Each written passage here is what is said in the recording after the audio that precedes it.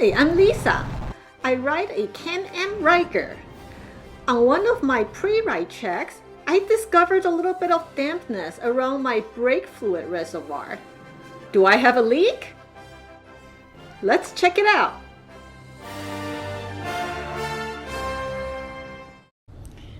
It's the weekend, but take a look at this weather. Not good for riding. Ugh. Okay, so instead I'm going to check on my brake fluid here. On one of my previous pre-ride checks, I noticed that on my brake fluid reservoir next to the cap there was some dampness. So I didn't know if it was leaking or what, and I did what I think to fix it, and so now I'm checking to see if my fix works. And it looks dry now, so I think it did. So let me tell you what I did. When I discovered some dampness on this brake fluid reservoir, I took off the cap to see if there's a leak or what I could discover what was contributing to that. And when I took the cap off, I discovered that my cap had this diaphragm, which is this 2 half-moon shaped thing on the back of the cap. And my diaphragm was not aligned to the reservoir. So you can see in the reservoir is actually 2 separate chambers. One chamber is for the front brake fluid, and the other chamber is for the rear brake fluid. Now, this diaphragm, we couldn't find information on how exactly this is supposed to be, but given the shape of the reservoir and the diaphragm, we think it's supposed to be aligned, not perpendicular like we discovered when we first took it off.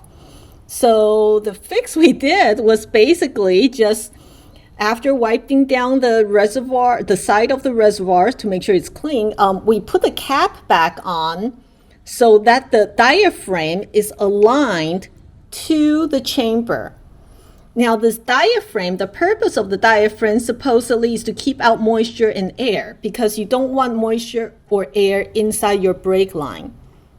So that's what I did. We put a little white dot to mark how the chamber is aligned or how the diaphragm is aligned. So you can see the dot is between the 2 half moons.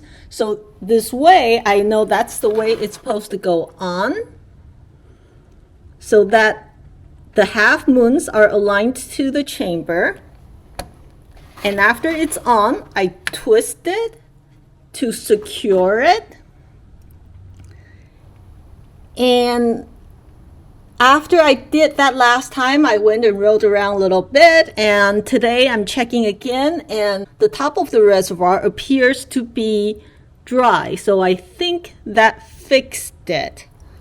So this is just one of those pre-ride checks that's good to do to understand how your brakes are doing, because that's certainly one of the most important safety features, and also to check the brake fluid level.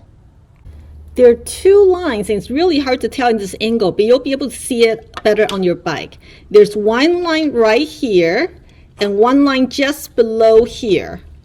This line up here is the max line. The line right below this part here is the minimum line. So the brake fluid is supposed to be between these 2 lines. So if you need to fill up on your brake fluid, you need to get a DOT4 brake fluid, and according to the manual, you should fill it up from a sealed bottle.